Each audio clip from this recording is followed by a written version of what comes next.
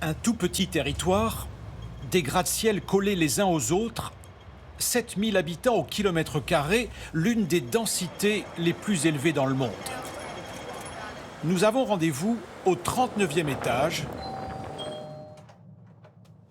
Bonjour, bienvenue. Une famille chinoise, C'est mon logement. Il y a un salon, c'est confortable.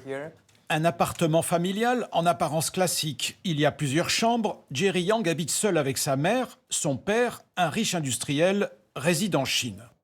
La surface fait 200 mètres carrés. Dans ce quartier chic, on distingue au loin la baie Victoria. La vue est saisissante. Là-bas, c'est le quartier des affaires. Cet appartement coûte entre 13 et 14 millions d'euros. Les Chinois du continent se ruent sur l'immobilier à Hong Kong. Ils représentent aujourd'hui près de 40% de la clientèle. Parfois, les prix donnent le vertige. Cette maison neuve est à vendre. Derrière la porte, on découvre un immense séjour. Là, nous avons un espace extérieur pour le barbecue. La maison fait 380 mètres carrés et côté prix, nous sommes à 28 millions d'euros. Pour 28 millions d'euros, il y a un ascenseur privé, plusieurs salles de bain et bien sûr des chambres à chaque étage. Ça, c'est la chambre principale, avec un lit très grand. Une maison conçue pour la clientèle chinoise, avec un exemple surprenant, la taille de la cuisine. La cuisine n'est pas grande, car les Chinois auront avec eux leur cuisinier à domicile. Donc, tant qu'il y a l'équipement essentiel, c'est suffisant.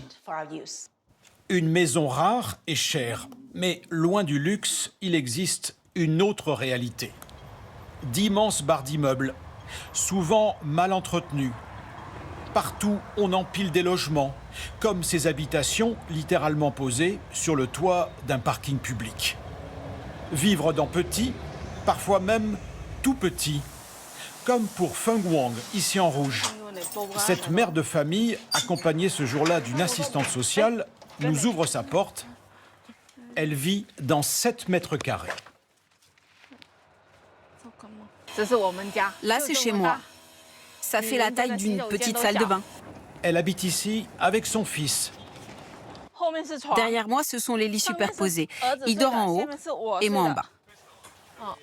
Feng Wang paye près de 500 € par mois, charges comprises. Elle ne travaille pas, perçoit des allocations familiales et tente de s'organiser tant bien que mal dans cet espace réduit. Habituellement, je mets un tabouret ici pour regarder la télévision avec mon fils. Lui est assis là, sur le lit. Auparavant, l'appartement était plus grand. Le propriétaire, un marchand de sommeil, l'a divisé en 3 lots, une pratique très répandue à Hong Kong. Ici, sur ce palier, il y a au moins 3 ou 4 logements comme le mien. À Hong Kong, il y a, comme elle, à peu près 250 000 personnes concernées.